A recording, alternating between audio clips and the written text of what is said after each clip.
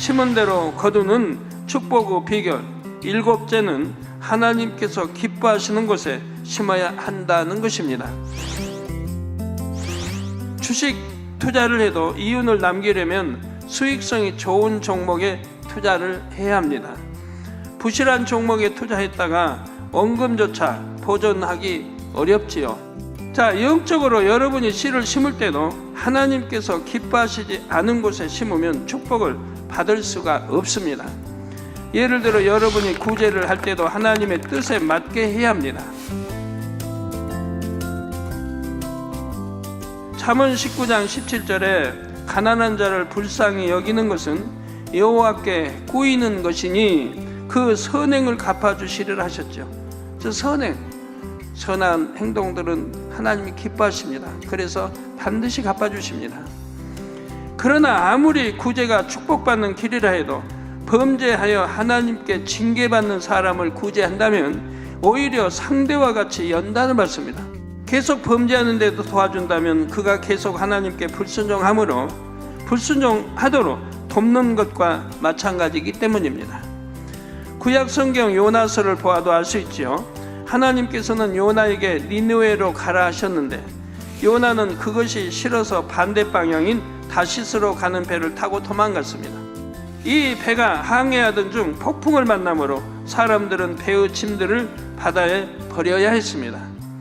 이 배에 탔던 사람들은 요나 때문에 폭풍이 왔음을 알게 되었지만 요나를 차마 바다에 던질 수가 없었습니다.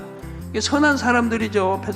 뱃사람들도 요나 때문에 이렇게 재앙이 온 거 알아도 그 요나를 차마 바다에 던지지를 못하고 지금 함께 구해주려고 한다 이 말입니다. 이렇게 요나를 배에 태우고 있는 것 자체가 계속 하나님의 뜻에 거역되므로 돕는 것과 마찬가지였지요. 결국 생명이 이태로운 지경에 되어서 할 수 없이 요나를 바다에 던지니 그제서야 풍랑이 그치고 평안해졌습니다. 구제뿐만이 아니라 예물을 드리는 것도 여러분이 잘 분별해서 해야 합니다. 만약 사단의 역사로 분쟁과 불화가 있고 불의가 가득한 곳에 심는다면 하나님께서 축복으로 거두게 하실 수가 없지요. 반면 하나님께서 기뻐하시는 곳에 또 기뻐하시는 사람에게 심을 때는 하나님께서도 기쁨으로 거두게 하십니다.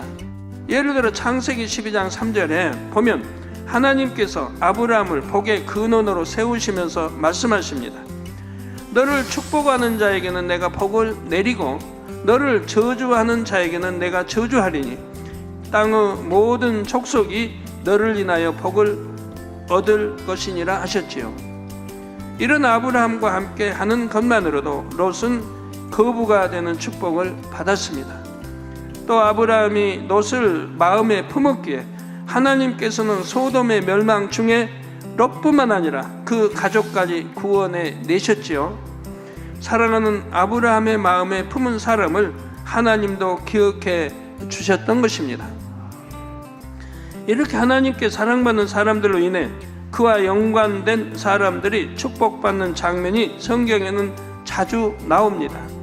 더구나 아브라함처럼 축복권과 저주권이 있는 하나님의 사람들은 그들이 주관을 받아 축복을 빌어줄 때 상대에게 그 축복이 그대로 임하죠. 그런데 이럴 때도 그냥 축복을 빌어주는 것이 아니라 상대가 축복받을 그릇을 준비하게 하는 것을 봅니다. 예를 들어 이삭은 장자인 에서에게 장자의 축복을 빌어주려고 할 때도 먼저 별미를 만들어 가져오라고 하지요. 이삭은 육의 아버지로서 아들에게 축복하는 것이 아니라 하나님의 사람으로서 영적인 법칙을 따라 축복하고자 했던 것입니다. 또 열왕기하 4장에 보면 선지자 엘리사를 섬긴 수네무 귀부인이 나옵니다. 이 여인은 아무 대가를 바라지 않고 엘리사를 극진히 섬겼기에 구하지 않았는데도 큰 축복을 받았지요. 나이 많아 늙도록 아들이 없었는데 아들을 얻게 되었던 것입니다. 이 아들이 갑자기 죽음을 당했을 때도 엘리사의 기도를 받고 살아났지요. 시간상 자세히 설명할 수는 없지만 성경에 보면 이 여인은 엘리사를 붙쫓았던 덕분에 나중에 물질의 축복도 크게 받는 것이 나옵니다.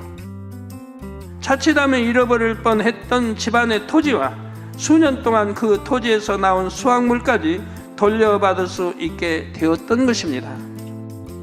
오늘날도 이렇게 하나님의 사람들을 섬김으로 축복을 받는 경우가 많이 있습니다. 갈라디아서 6장 6절에 보면 가르침을 받은 자는 말씀을 가르치는 자와 모든 좋은 것을 함께 하라 하셨지요.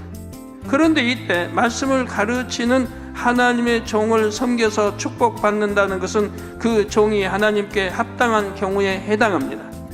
아무리 주의 종이라 해도 그 종이 하나님께 불순종하고 범죄하는 종이라면 그를 섬긴다 해도 축복을 받을 수가 없습니다.